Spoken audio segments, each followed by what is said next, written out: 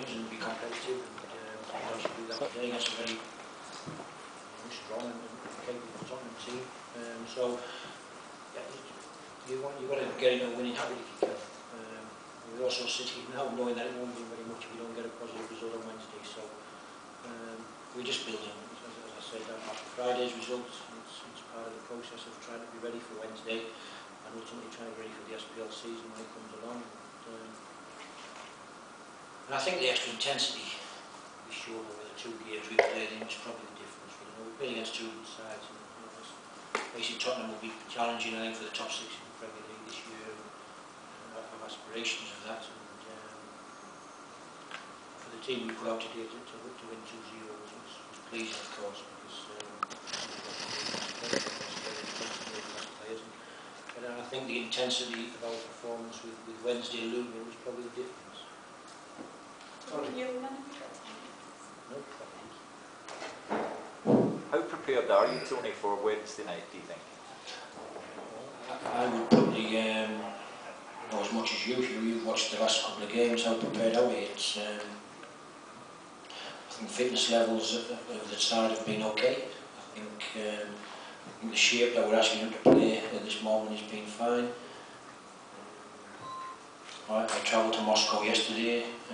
We're going to play against a very, very capable team, a very athletic team, a young side with lots of legs and a very, very structured team. You can see they're very well coached, and it's going to be a testing time for us. I think they look very strong on the counter attack and real good pace in the wide areas.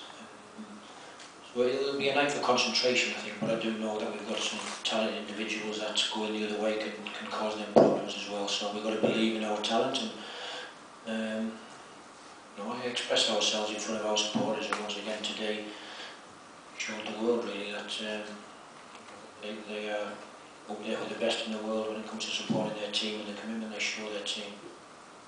What did you make of Moscow?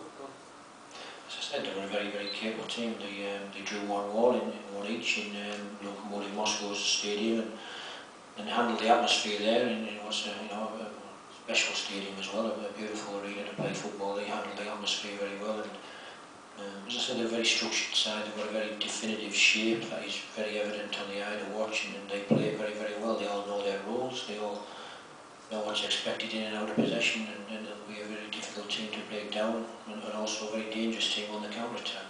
So you have a team pretty much in mind for that game then? Yeah, I think so. I think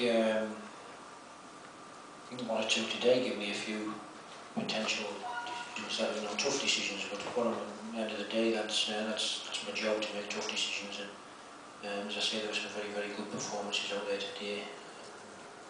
Whether it's Wednesday or whether it's the SPL season, it's only positive when I've got tough decisions to make on selection, because people in the same position are all performing to a high standard.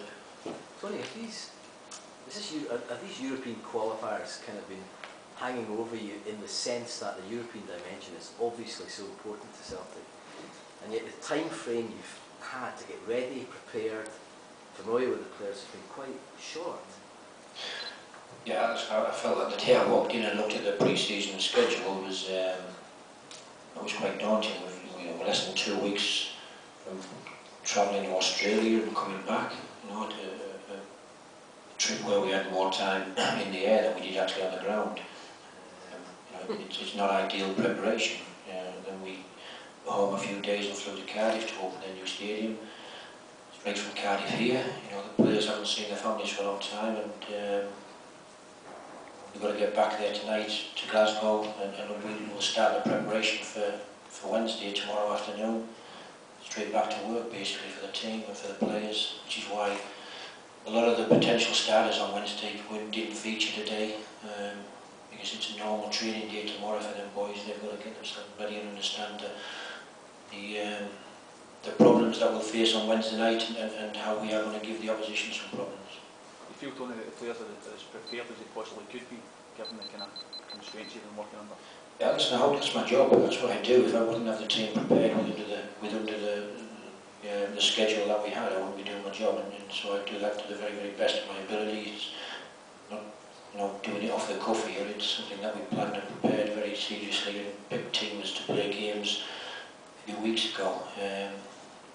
So, well, let's wait and see. As I say, if we don't get the right result Wednesday, winning here at Wembley won't mean very much. And going to Cardiff, going to Australia, it'll all be forgotten very quickly. So, we'll try and be as organised, professional as we can, be ready as we can, and hopefully get the right result and keep rolling on. Do you think they might come to Glasgow looking for a drop? Well, as I said, they've got a very, very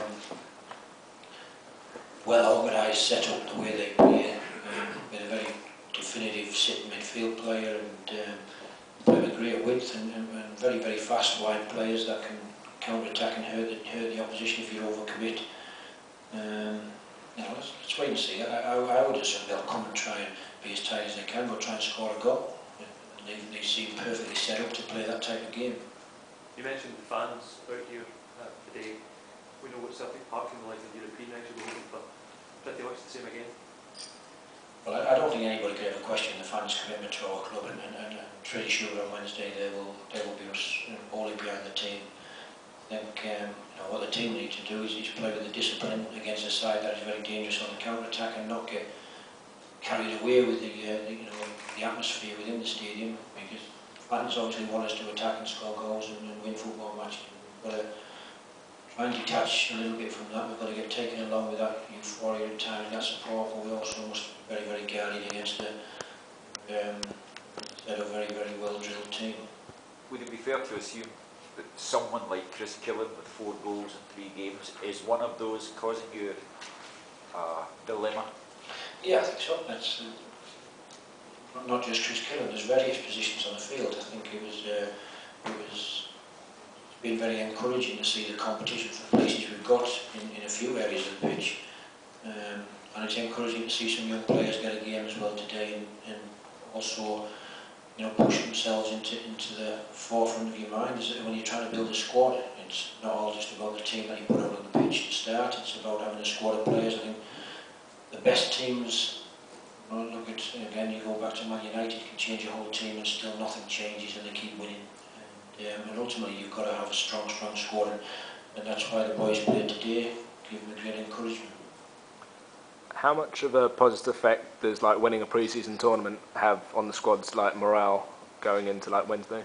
Well, I think when you're at a club like Celtic, you've got to have a winning mentality. You've got to develop that, and I think it's important. I think, as I've just said there, it won't mean anything if you don't get a positive result in the competitive games when they come along. But let's put it in perspective. We'd much rather go into Wednesday night's game having a couple of positive results rather than having finished bottom of a tournament here at Wembley and not scored any goals, not won any games. It's important for the players' belief and confidence going into the game that we can do well against any opposition. Okay. Thanks, Tony.